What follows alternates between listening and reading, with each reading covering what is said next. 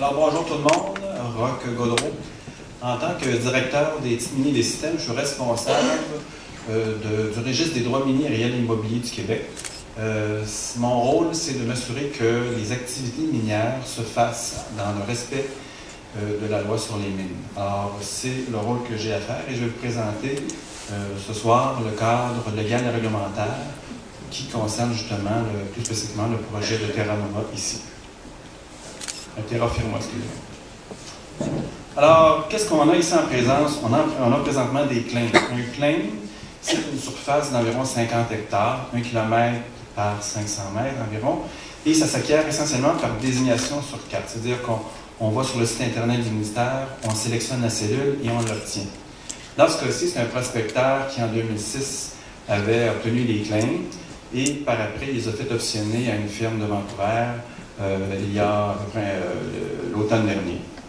Est-ce qu'un claim, tout ce que ça donne finalement, c'est que c'est un droit exclusif d'explorer les substances minérales du domaine de l'État. Et le domaine de l'État couvre également les terres privées. Quand vous êtes propriétaire terrien, vous êtes propriétaire de la surface, mais la ressource minérale appartient à l'État. C'est le claim qui permet d'obtenir ces droits-là.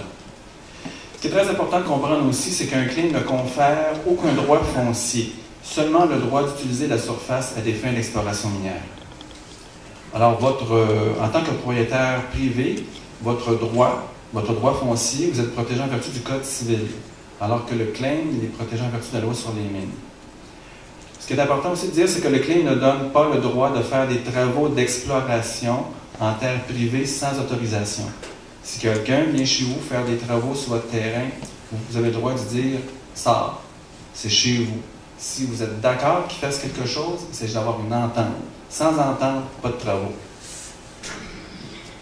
Donc, en terre privée, le titulaire de claim doit absolument s'entendre à l'amiable avec le propriétaire foncier pour avoir accès au terrain. L'accès nécessite une autorisation et ça prend également une autorisation s'il veut réaliser des travaux d'exploration. Puis moi, ce que je vous suggère, c'est que s'il y en a qui veulent aller jusque-là, ça prend des ententes écrites en bonne et due forme pour vous protéger. Et en tout temps, vous pouvez résilier l'entente parce que vous avez le droit de changer d'idée en tant que propriétaire foncier. Le titulaire de claim doit également respecter les autres lois et règlements en vigueur au Québec et au gouvernement fédéral lors de la réalisation des travaux d'exploration. Un claim, ça a une durée de 2 ans. La première échéance des claims, c'est en octobre prochain. Alors, si le titulaire ne fait pas de travaux d'exploration d'ici là, il y aura une problématique de renouvellement. Il pourrait faire un paiement au lieu des travaux, mais normalement, s'il n'y a pas de travaux, les claims tombent. Il y a un montant minimum de travaux à réaliser à chaque période de validité. Donc, pour un claim, c'est environ 1 000 $ par claim qui va faire des travaux pour le protéger. Et une fois que les travaux sont faits, il doit en faire rapport au ministre. Et ces éléments-là d'information sont du domaine public. Donc, en tout temps, vous pouvez les consulter gratuitement et vérifier ce qui a été fait sur les travaux d'exploration sur les terrains. Dans les réglementations, l'exploration est bien encadrée. Toutes les activités liées à l'exploration minérale peuvent être assujetties à différentes lois. Bien sûr, moi, je m'occupe de la loi sur les mines. Il y a également la loi sur les forêts pour la coupe de bois, par exemple. Les lois sur les terres du domaine de l'État. Il y a également la loi sur la conservation et la mise en valeur de la faune. Et également la loi sur la qualité de l'environnement. Et selon les activités, il y a des autorisations ou des permis qui sont nécessaires. Pour l'instant, la direction régionale n'a pas encore eu de demande d'autorisation spéciale pour des activités à réaliser ultérieurement. Les permis accessoires, il y a les permis d'intervention pour les activités minières, l'autorisation de coupe de bois, l'autorisation de construire ou d'améliorer un chemin, les bails de location terre publique, etc. Donc, c'est plusieurs types de permis qui sont normalement nécessaires selon le type d'activité, mais pour l'instant, il n'y en a pas encore. Tout ce qu'il y a, c'est des claims.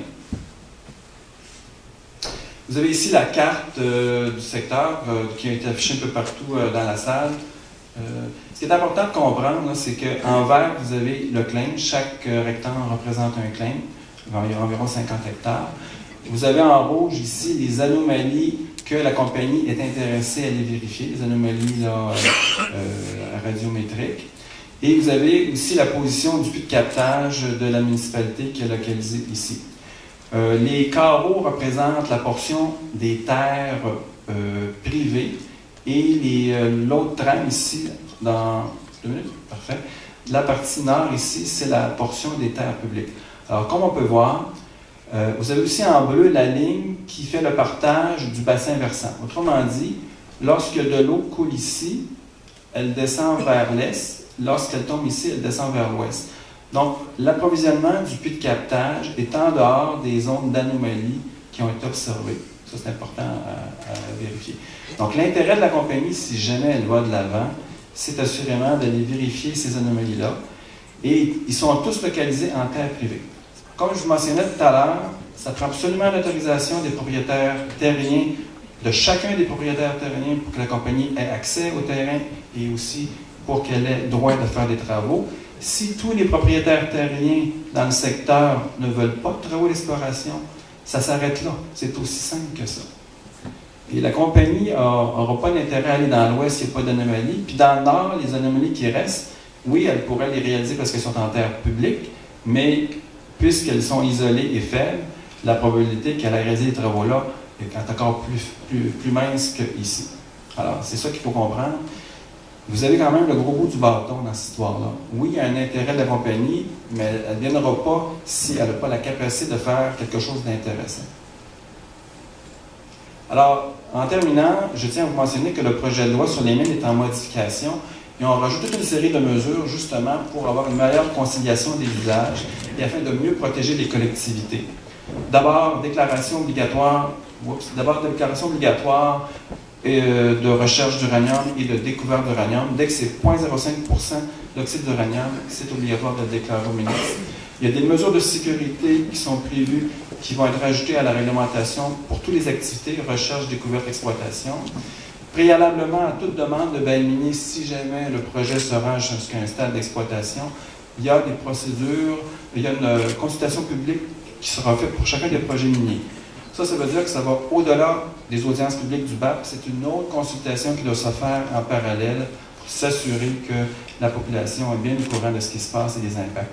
Et finalement, en terminant, le ministre pourra imposer des conditions particulières au bail minier à la suite des commentaires reçus lors de la consultation. Ça pourra même aller à la non-émission du bail minier. Alors, je termine là-dessus. Sans aucun doute, tout à l'heure, dans les périodes de questions, on pourra en rajouter un peu plus là, pour que vous compreniez davantage le cadre légal et réglementaire. Je vous remercie.